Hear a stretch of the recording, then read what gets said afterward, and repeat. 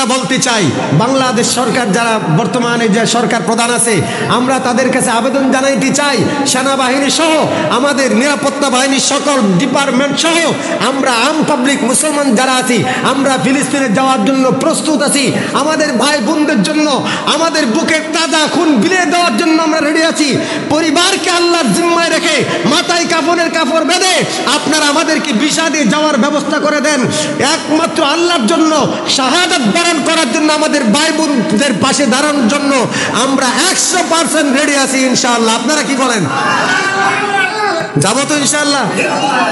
আমাদের আবদার হাত নামায় দেন, সেদিনের অপেক্ষায় আছি আমরা ইনশাআল্লাহ। থাকবেন সেখানে? কিন্তু 70% মুসলমান তো বিরোধিতা করবে, এরা তো আমাদের ভিতরে হবে। কথা বলেন।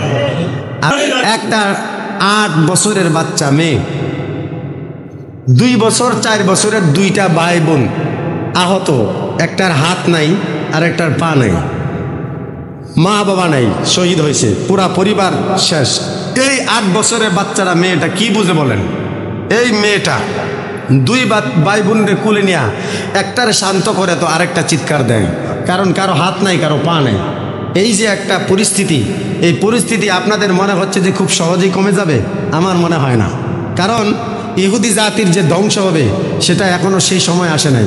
ইহুদিদের 100% ক্ষমতা হবে, সুপ্রিম পাওয়ার হবে এই জমিনে, যেই পাওয়ারে আজকে যে আমেরিকা, ব্রিটেনে, ফ্রান্সে, ইটালি, এই মধ্যপ্রাচ্যের কুত্তারা যেই পাওয়ার দিয়ে ইসরায়েলকে এত শক্তিশালী বানায় মুসলমানদের পিছনে লেলায়া দিছে, এই ইসরায়েল একসময় এতটা শক্তিধর হবে আমেরিকা, ব্রিটেন সহ মধ্যপ্রাচ্যের সকল খ্রিস্টান শক্তিকে ধ্বংস করার জন্য হামলা করবে। যখন তারা পারবে না তখন আইসা মুসলমানদের কাছে করজোরে খ্রিস্টানরা হাত জোর করে বলবে, আসো তোমরাও কিতাব বলা আমরাও কিতাব বলা, এই ধ্বংসপ্রাপ্ত জাতি ইহুদি জাতির থেকে ধ্বংস করার জন্য আসো, একসাথে হাত মিলাই। তখন হাত মিলা এই মুসলমান আর খ্রিস্টানরা এই ইহুদি জাতিকে ধ্বংস করবে। সেই সময় কিন্তু আসবে, কিন্তু এখনো আরো সময় বাকি রয়েছে। আপনারা ভুলে যান না, হতাশ হওয়ার কিছু নেই। ফিলিস্তিনকে ধ্বংস করার ক্ষমতা পৃথিবীর কোনো শক্তি নাই। যেখানে লক্ষ নবী আসছে, যেখানে মসজিদ আকসা আছে, মুসলমানদের প্রথম কিবলা আছে, যেখানে মুহাম্মদুর রাসূলুল্লাহর ইমামতিতে 100 লক্ষ নবী দাঁড়া নামাজ পড়েছে, সেই জায়গা পৃথিবীর কোনো শক্তি ধ্বংস করার ক্ষমতা নাই। কিন্তু আমরা বলতে চাই বাংলাদেশ সরকার যারা বর্তমানে যে সরকার প্রধান আছে আমরা তাদের কাছে আবেদন জানাইতে চাই সেনাবাহিনী সহ আমাদের নিরাপত্তা বাহিনীর সকল ডিপার্টমেন্ট সহ আমরা আম পাবলিক মুসলমান যারা আছি আমরা ফিলিস্তিনে যাওয়ার জন্য প্রস্তুত আছি। আমাদের ভাই বোনদের জন্য আমাদের বুকের তাজা খুন বিলিয়ে দেওয়ার জন্য আমরা রেডি আছি। পরিবারকে আল্লাহর জিম্মায় রেখে মাথায় কাফনের কাপড় বেঁধে আপনারা আমাদেরকে ভিসা দিয়ে যাওয়ার ব্যবস্থা করে দেন। একমাত্র আল্লাহর জন্য শাহাদাত বরণ করার জন্য আমাদের ভাই বোনদের পাশে দাঁড়ানোর জন্য আমরা 100% রেডি আছি ইনশাআল্লাহ। আপনারা কি বলেন? যাবো তো ইনশাআল্লাহ? আমাদের আবদার হাত নামায় দেন, হাত নামায় দেন। আমরা আমাদের একটা শরীরের অংশ মনে করি আমাদের ফিলিস্তিনের ভাই বোনদেরকে, আর একটা গোষ্ঠী মিডিয়ার মাধ্যমে বলতেছে ওদের আকীদা ঠিক নেই। দেখছেন আপনারা? বলে এরা নামাজ পড়ে না, পর্দা করে না, এদের আকীদা ঠিক নাই। ফিলিস্তিনের গাজার মুসলমানদের কথা বলতেছে যারা মারা যাচ্ছে। এই শয়তান, ফিলিস্তিনের 10 বছরের একটা নাবালেগ বাচ্চার যে ঈমান আছে, তোর মতো 10,000 মৌলবী মিলেও তার মতো ঈমানি জজবা হবে না। এক সাহাবী বদরের প্রান্তরে নতুন কালেমা পড়ছে, কালেমা পড়ে না, এখন আয়েশা বলতেছে হুজুর আমি আপনার যুদ্ধে অংশগ্রহণ করতে চাই। রাসূল বলেন বেঈমান কখনো ঈমানদারের সাথে যুদ্ধে অংশগ্রহণ করতে পারে না। সাহাবী বলে রাসূল আমি কালেমা এই মুহূর্তে পড়ব। সুবহানাল্লাহ পড়ে রাসূল কালেমা পড়াইলেন, যুদ্ধে যাইতেছে। এই নতুন সাহাবী না জানে কোরআন, না জানে ইসলাম, না জানে কোনো কিছু। সে বলতে যে আল্লাহ রাসূল আমি যদি এখন যুদ্ধে গিয়ে মারা যাই তাহলে আমার ঠিকানা কি হবে? রাসূল বলেন তোমার ঠিকানা সরাসরি জান্নাত হবে। এই নতুন মুসলিমটা সরাসরি তখন যুদ্ধের ময়দানে গিয়ে শাহাদাত বরণ করছে। আল্লাহ রাসূল বলেন যে এই সাহাবীটা এত অল্প সময়ে আল্লাহর সাথে জান্নাতের এমন বেচাকেনা করছে যেটা এর আগে কখনো হয় নাই। আল্লাহু আকবার। আর শয়তান মুনাফিক মৌলবী তুমি বলো যে এদের ঈমান ঠিক না, নামাজ পড়ে না, পর্দা করে না, তোমাদের মতো গাঁজাখোর মৌলবীদের জন্য আজকে মুসলমানদের দুরবস্থা। কথা বলেন ঠিক না? এদেরকে ধুলাই দেওয়া দরকার। যখন ফিলিস্তিনে আমাদের মাই বোনরা ধ্বংস হচ্ছে, মসজিদ পর্যন্ত সেখান থেকে নিরাপত্তা পাচ্ছে না, 3টা সুন্নি গাঁজাখুর মৌলবী ইসরায়েলের বিছানিয়া সেখানে সফর করে ফুর্তি করতেছে, ক্যামেরা দিয়ে ছবি তুলতেছে আর বলতেছে আলহামদুলিল্লাহ এখানে খুব ভালো আছে। এত টাকা পায় কোথায়? ভিসা কেমনে পায়? কথা বলেন। এদের যাওয়া উচিত ছিল ফিলিস্তিনে। কোথায় যাওয়া দরকার? আরে কথা বলেন, কোথায় যাবে? যাবে তো যাবে ফিলিস্তিনে, যাবে ইসরায়েলে কেন? আমরা আবেদন জানাই এই 3 শয়তানকে দেশে আসা মাত্রই গ্রেফতার করে রিমান্ডে এদের কাছ থেকে তথ্য উদ্ধার করা হোক, কিভাবে তারা ইসরায়েলে ঢুকলো, তাদের মিশন কি।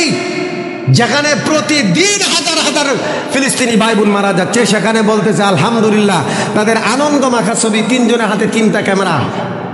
এইভাবে তারা এখানে ফিলিস্তিনের পক্ষে, ইসরায়েলের পক্ষে, যে ইসরায়েল শান্ত আছে। আবার বলতেছে ইসরায়েলের সেনাবাহিনীরা খুব ভালো, আমাদের সাথে খুব ভালো আচরণ করছে। আরে মুনাফিক, তোদের সাথে তোরা ট্যুরে গেছো, তোদের সাথে ভালো ব্যবহার করবি ব্যবসার জন্য। কথা বলেন ঠিক কিনা?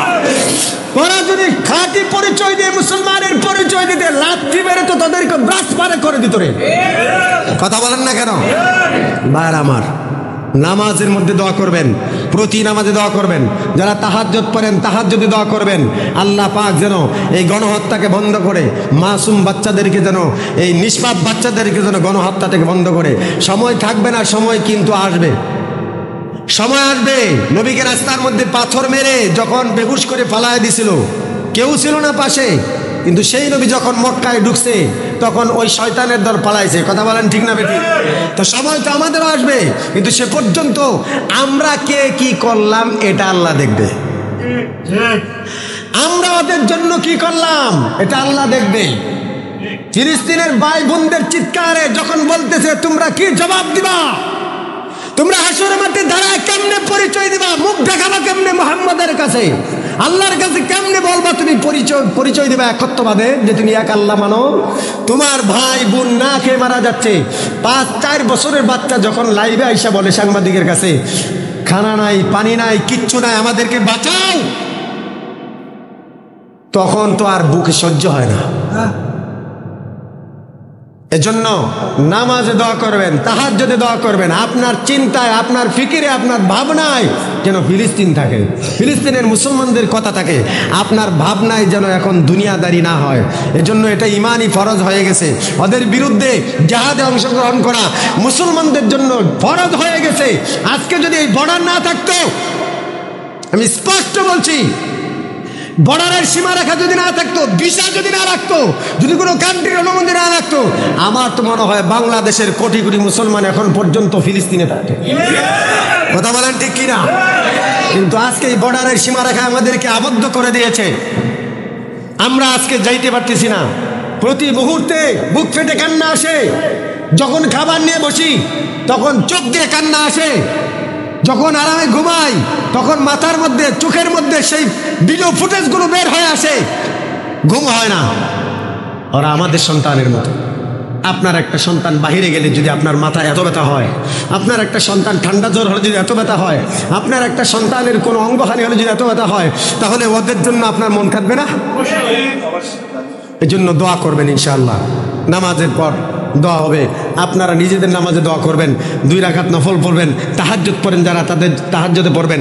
আর আমি এখনও সিস্টেমটা জানি নাই, এই জন্য আপনারা যদি কারো সিস্টেম জানা থাকে যে ফিলিস্তিনে কেমনে টাকানোর কোনো প্রসেসিং যদি জানা থাকে, তাহলে ওই প্রসেসিংগুলো আমাকে জানাবেন, আমরা যাতে কিছু টাকা সেখানে পাঠাইতে পারি। কিন্তু কি করব, এই যে ত্রাণের যে গাড়িগুলো যায়, এগুলো এরা বোমা মেরে ধ্বংস করে দিচ্ছে, ঢুকতে দিচ্ছে না, তাই না?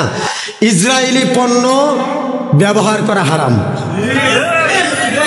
বলেন কি না আমাদের কিতাব দিয়ে ফতোয়া দেওয়া লাগবে? কারণ ইসরায়েলের টাকা পণ্য কিনছেন, আপনি টাকা দিচ্ছেন, এই টাকা দিয়ে অস্ত্র, গোলা বারুদ সে ব্যবহার করে মুসলমানদেরকে মারছে। আপনি সেই গণহত্যায় জড়িত, আপনি সেই গণহত্যায় জড়িত। আপনার বাড়িতে রাস্তা চিনে না ডাকাত, এখন যদি আপনার প্রতিবেশী আপনার বাড়ির রাস্তা দেখা দেয়, তাহলে এই ডাকাতির সাথে সে জড়িত না? কথা বলেন না কেন?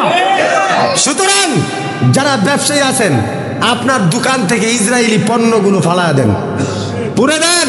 আপনারা যারা ব্যবহার করেন, আল্লাহর মস্তে পায়ে হাত দিয়ে বলছি, অন্তত এটুকু করেন ইমানের দাবি হিসেবে যে আপনি মুসলমান, আপনি ইসরায়েলি পণ্যগুলো বয়কট করুন, কিনবেন না, পচে যাবে দোকানে, কোম্পানি ফেরত নিবে, ঠিক না? ঠিক বলেন।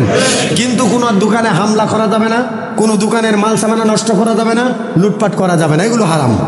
ইসরায়েলি পণ্য কোকা কোলা, স্প্রাইট, পান্টা, 7 আপ, কথা কয় না? তারপরে আছে সানসিল্ক, ডাব, তারপরে জনসন বেবি লোশন, এই ধরনের ডাব সাবান, ডাব শ্যাম্পু, হ্যাঁ, এরপরে আরো কি কি জানে আছে অনেক, ইউনিলিভারের মাল, বাটা, ঠিক না? ঠিক, বাটা সহ ইউনিলিভারের যত মাল আছে, আমাদের দেশীয় পণ্য আছে, সব সাইডে দেশি মাল আছে, আছে না? শ্যাম্পু আছে না? আমাদের ঠান্ডা আছে না? সাবান আছে না? সব দেশে আছে। দেশি মাল ব্যবহার করেন, দেশের অর্থনৈতিক উন্নয়ন হবে, কথা বলেন, ঠিক না? ঠিক। বিদেশি মাল ব্যবহার কইরা বিদেশে পয়সাওয়ালা বানাইতেছেন, রাক্ষসের উপর মাথার উপর চড়ে বসে আমাদের কি কামড়াচ্ছে। আপনার এই বিদেশি বিলাসিতা বন্ধ করেন, আপনার সন্তানকেও শিখায় দেন এগুলো ব্যবহার করা যাবে না। কিনে দিবেন না আপনি, আপনি দিবেন না কিনে, বাসায় যদি নিয়ে যায় ফালাই দিবেন, বল চেঞ্জ করে আন, মন থাকবে ইনশাল্লাহ, পরিবর্তন করে আনবেন। আর দোকানদার ভাইরা পায়ে হাত দিয়ে বলছি, আল্লাহর বস্তে আপনার পক্ষ, আপনার ইমানি দাবি হিসেবে, আপনার ইমানের একটা দায়িত্ব জিম্মাদারি আছে না নাই, সেই হিসেবে আপনার দোকানে এই বিদেশি ইসরায়েলি মালগুলো রাখবেন না, কোম্পানিকে ফেরত দেন। ফেরত দেওয়ার ব্যবস্থা আছে না? ফেরত দেন।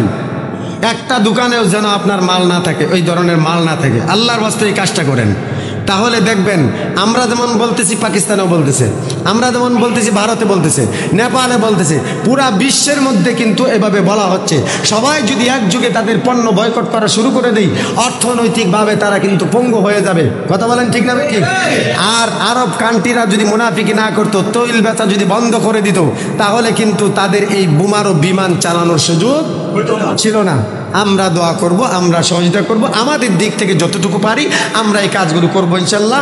আজ থেকে ইসরায়েলি পণ্য বয়কট করব, পরিবারের কোনো সদস্যও যেন ব্যবহার করতে না পারে, আপনার পরিচিত যারা আছে তাদেরকেও বোঝাবেন, তারাও যেন ব্যবহার না করে।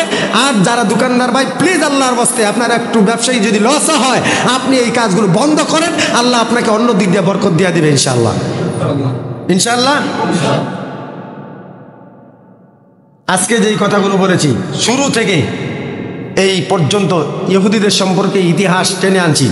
আপনারা ইহুদিদের ইতিহাস জানার জন্য আপনারা যে কোনো লাইব্রেরিতে বই খুঁজলে পাবেন। এদের সম্পর্কে জানেন, এদের সম্পর্কে আমাদের ভিতরে ঘৃণা থাকা দরকার, কারণ সব নবীদের অভিশাপ, আল্লাহর অভিশাপ, আমাদের নবীদের অভিশাপ। এজন্য এদের সম্পর্কে জানা আমাদের দরকার আছে না নাই? বাংলাদেশে ইহুদি আছে, তাদের সাথে কোনো সখ্যতা করা যাবে না, আল্লাহ নিষেধ করছেন। এজন্য আমরা এই মানি